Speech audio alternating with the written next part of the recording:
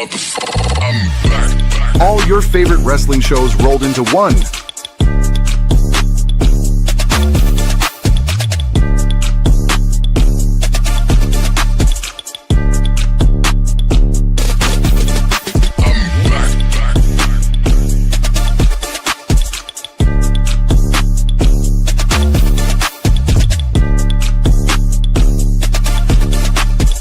Welcome to the We Book It podcast. Let's start the show. Well, what's good, Book It family? I know y'all used to seeing Big Daddy C on a Monday Night RAW Dogg edition, but instead you got me, Mr. Teddy Lemon Pepper stepping in tonight to talk about Monday Night RAW. And without further ado, let's get into it tonight. We came from Norfolk, Virginia tonight. I stayed about 4 hours from there once upon a time, but I love the VA, DMV area. Shout out to the DMV. Love y'all. We started off the show with Solo and him coming out. Solo is a character as Solo Dolo. Solo came out talking about it's just me, Oos. Day one, it's just me, Oos. You know, mocking his brothers, which he's been doing for the past couple of weeks. Really just been mocking the bloodline in general for the past couple of weeks because they have not been successful in bringing Solo back to the family. So their promo go back and forth, and you know, Solo's like, I don't want to come back to the family. It don't work out. Jay, what did it ever do for you? He's like, you fell in line or did you fall off? And they were going back and forth doing what brothers do. And I love seeing, like I always say on Friday nights, I love seeing family and friends interact with each other because it just makes the promo and the wrestling a whole lot better.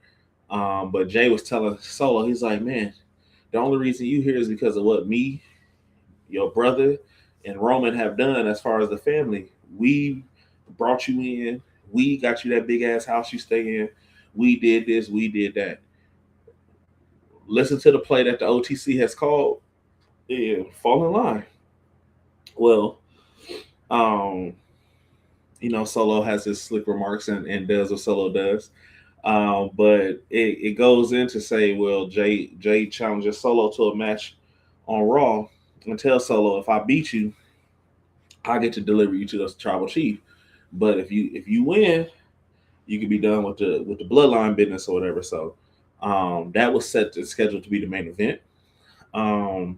Tonight also kicked off the tournament to see who's going to be the number one contender to face Roman Reigns in Mexico City, or is it? I forgot what city it's actually in, but we're going to Mexico in September to face the OTC, the Tribal Chief.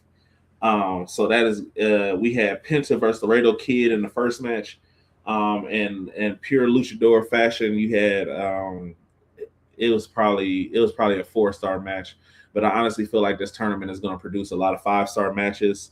When it comes to who's going to challenge for Roman Reigns, I got a feeling Dirty Dom's going to try and find a way to get in this tournament somehow, some way, but we're going to wait and see. But Penta was victorious, winning with a Canadian Destroyer.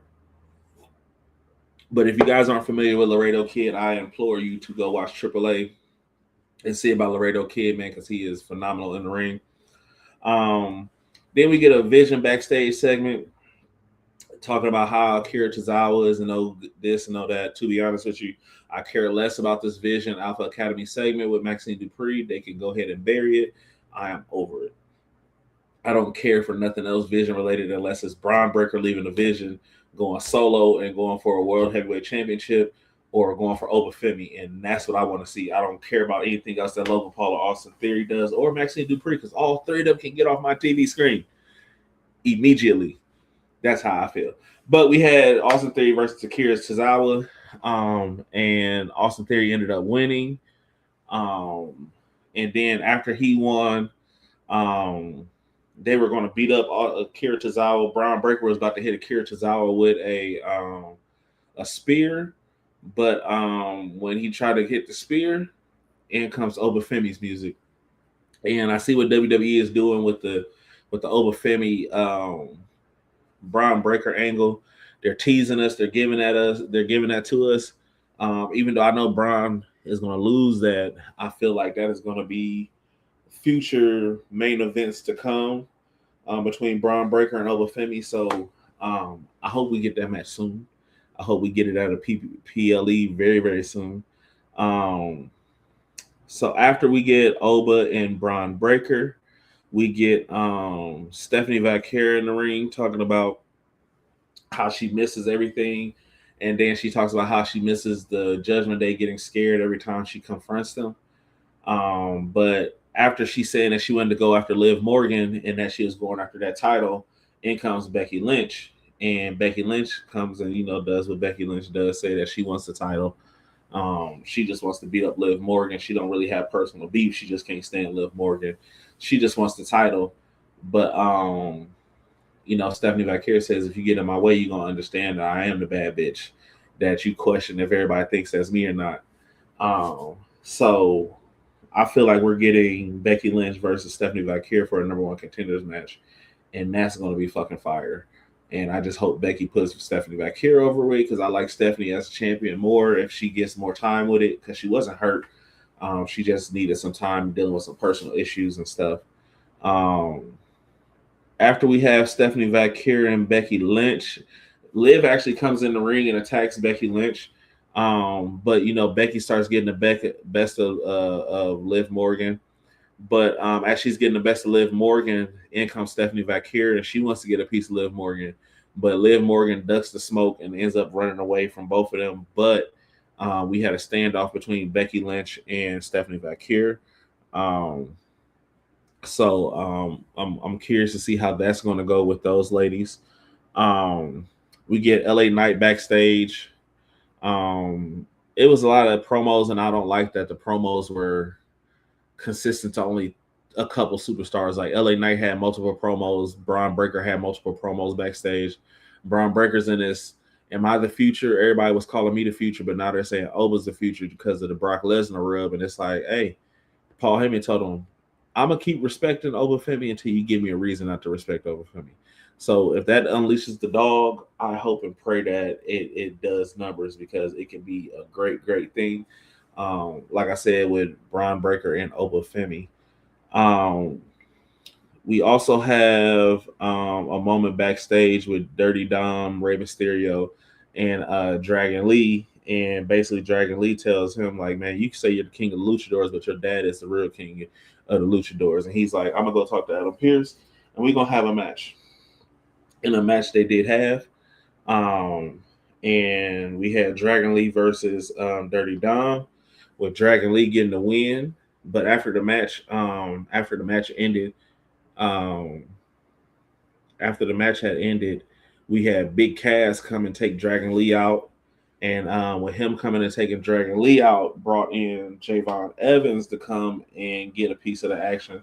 But Javon was not enough match for Big Cass either.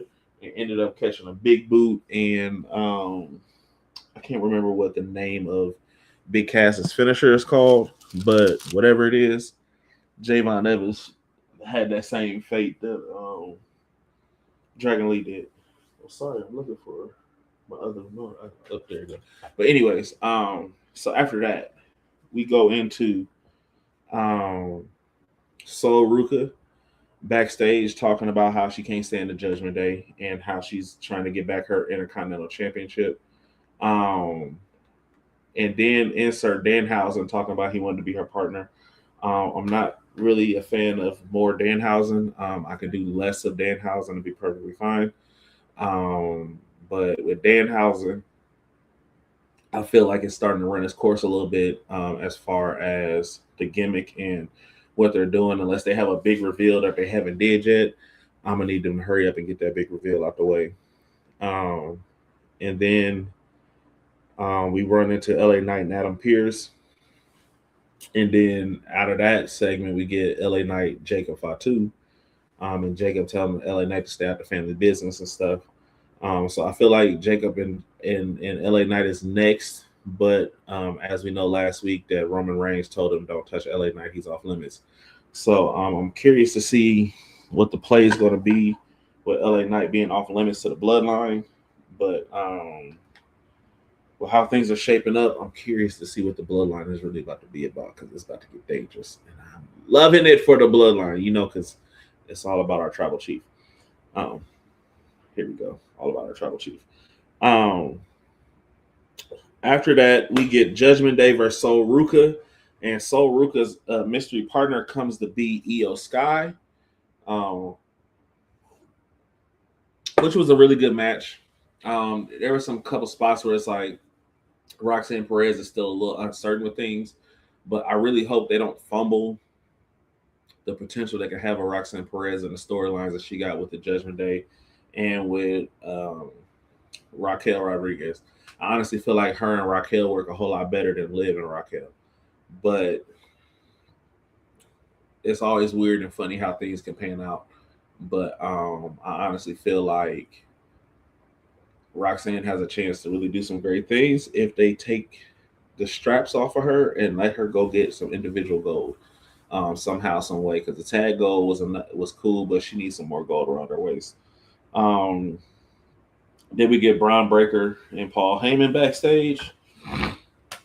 And basically that's where Paul Heyman was telling Braun Breaker, like, if you want me to stop respecting Oba Femi, you got to do something to make me stop respecting Oba Femi.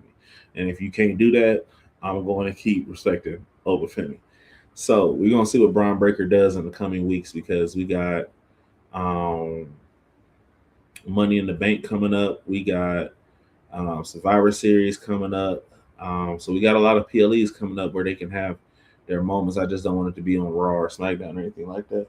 But then also we had another backstage segment, and this is why I'll be tired of the weekly shows sometimes because it's like it's too many backstage segments. You can run your backstage segments, but take out a couple of them and put another match in there. You're already running 4 to 5 matches a night. So I feel like you can do a whole lot with that.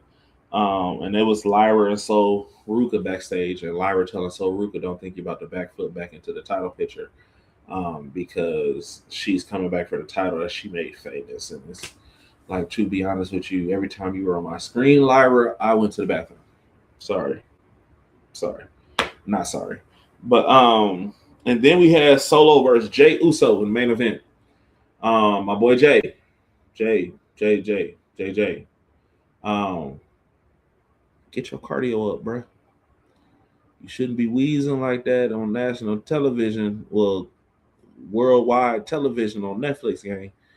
Get that cardio together, Jack, because you can be a whole lot more impactful and in the ring a whole lot more if your cardio is together. We know you used to tag team wrestling so much, but I need you to get your cardio together. But we had Jey Uso versus Solo Sikoa, and it was a good match. Like I said, family or friends wrestling in the ring always makes for the storyline in the match a whole lot better.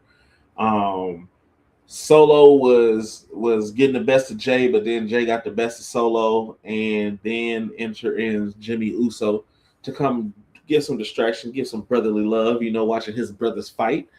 So he had to come and come be big bro because he's the older twin, and he big bro the little Solo. So he came out, ended up catching a spike from Solo, but with Solo taking his eyes off of Jay, Solo ended up taking a second spear tonight. And after that second spear, caught the Uso splash with the 1, 2, 3, and we get Jey Uso beating Solo Sikoa, which means that Jey Uso gets to deliver Solo Sikoa to the tribal chief. So it's another humbling moment, how Jacob Fatu had a humbling moment, how Solo Sikoa is about to have another humbling moment. But let's see if Solo Sikoa honors the word that he gave, because if he don't, you know how the Usos is. But yeah, y'all let us know what y'all think about the show. Let us know what y'all think about how everything went. But that is the Monday Night Raw Dogg recap of everything that happened tonight. I have been your immaculate, amazing host, Mr. Teddy Lemon Pepper Stepper. You might see me here a little bit more often now. I got football season coming up as a referee, so I'm about to be doing a lot of football, and then basketball season comes right after that. But until all those shift changes happen, people, do me a favor, keep those bucket pencils sharp And stay tuned and watch what else happens throughout the week in wrestling. We got Who's Next in TNA coming up tomorrow with Virgil, as well as that crappy wrestling show, AEW or whatever that shit is. And then we go into Friday Night Delight of the Friday Night Lowdown this Friday. So tune in, keep those book and pencils sharpened, and I, Teddy Lemon Pepper Step Along, is signing out, baby. Peace.